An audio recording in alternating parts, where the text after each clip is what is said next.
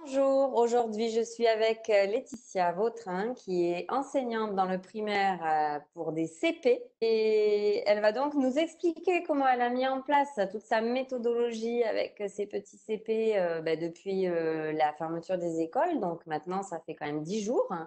Moi, je n'ai pas, pu avoir accès à l'ENT comme au collège et au lycée parce que, l'école n'avait pas de compte et quand on a voulu en créer un, avant de partir justement à la classe à la maison, ça n'a pas été possible parce que les serveurs ont buggé. Donc on a décidé donc dans notre école d'ouvrir une adresse Gmail et de communiquer avec les parents via cette adresse Gmail et d'utiliser le Drive, donc une petite plateforme où on peut mettre des documents. Les parents peuvent aller chercher les ressources là-dedans. Pour ma classe, moi, je me suis organisée avec un planning, en fait, un semainier, où j'ai détaillé toutes les activités et j'ai essayé de parler aux parents comment je fais la classe. Alors, c'est pas forcément facile avec des mots simples pour faire des dictées, pour faire des mathématiques. Et donc, j'ai essayé de privilégier un support écrit, photocopié, mais aussi un support numérique. Par exemple, si je faisais du calcul mental, ils avaient une liste pour s'entraîner, de jeux en numérique, mais aussi des fiches papier pour que tout le monde puisse avoir des chances de travailler. Parce que tout le monde, tous les parents dans les villages où j'ai les enfants, n'ont pas forcément accès à Internet en illimité. Voilà. Ensuite, pour garder du lien avec les familles, je les ai toutes appelées. Donc, j'ai appelé tous les parents pour savoir, pour faire un premier bilan, pour savoir si le travail que j'avais donné était trop simple ou trop compliqué, difficile à mettre en place, si l'enfant il y arrivait à se retrouver, parce que j'ai essayé de faire des activités qu'on avait déjà fait en classe pour pas les perdre. Donc, on en faisait les mêmes dictées, la même lecture, les mêmes rituels.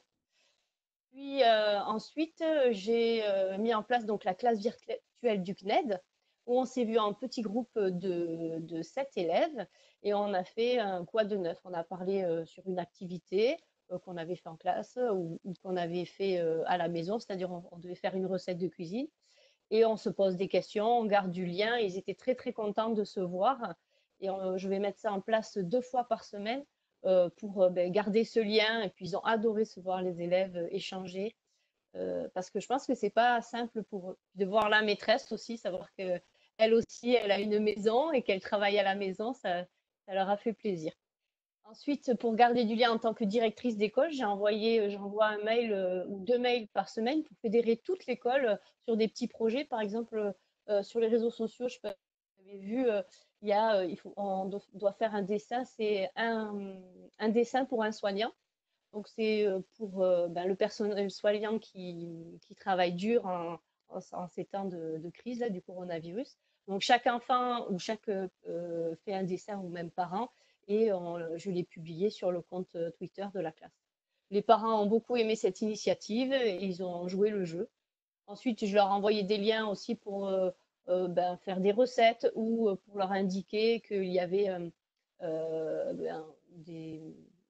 l'éducation nationale mettait en place des animations à la télé pour leurs enfants, pour la lecture et l'écriture. Comme par exemple la maison Lumni. C'est ça. Là, j'ai vu ça à 9 heures du matin. Ce matin, c'était pour les CP. Et effectivement, ça peut changer un petit peu de contexte et de format. Et en fait, il faut diversifier, c'est ça. C'est ça. Après, j'ai envoyé sur quelques applications qui sont pas mal aussi pour l'apprentissage de la lecture avec l'Alilo. Je ne sais pas si tu as entendu parler, c'est Oui. très bien fait.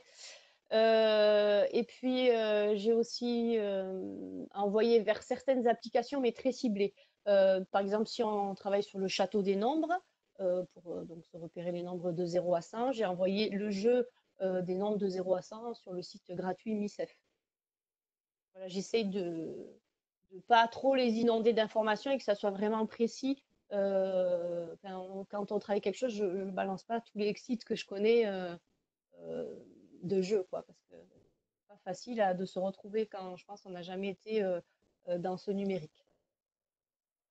Je disais aussi hors interview avant, pendant qu'on préparait, Tu ne souhaitais pas en fait imposer des heures aux parents avec un planning très précis, un agenda de semaine très précis, et qu'il fallait aussi que les parents puissent s'adapter au rythme de chaque enfant, qu'il y en avait qui allaient plus vite que d'autres. Donc tu avais fait aussi de la différenciation pédagogique avec certains enfants.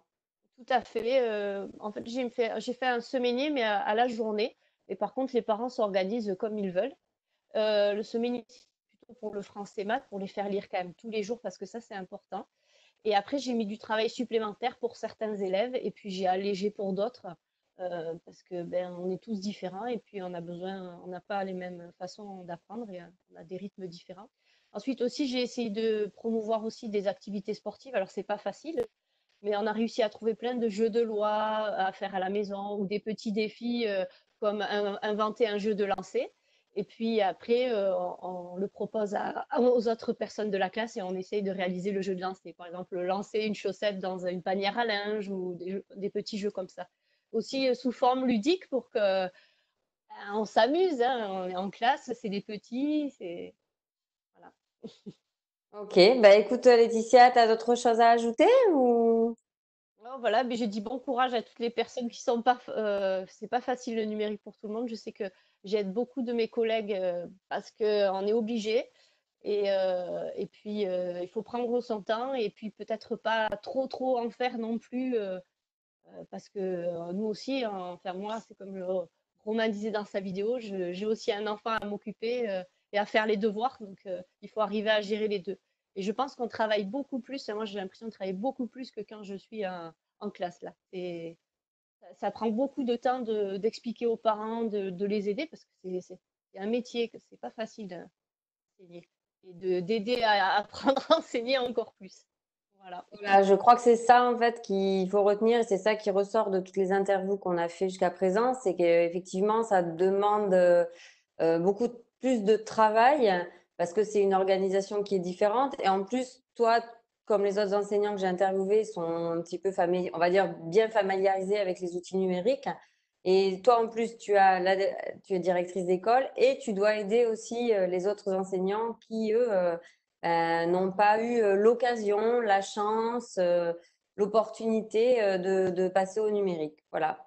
Merci Laetitia et bon Eh bien, courage. merci. Au revoir.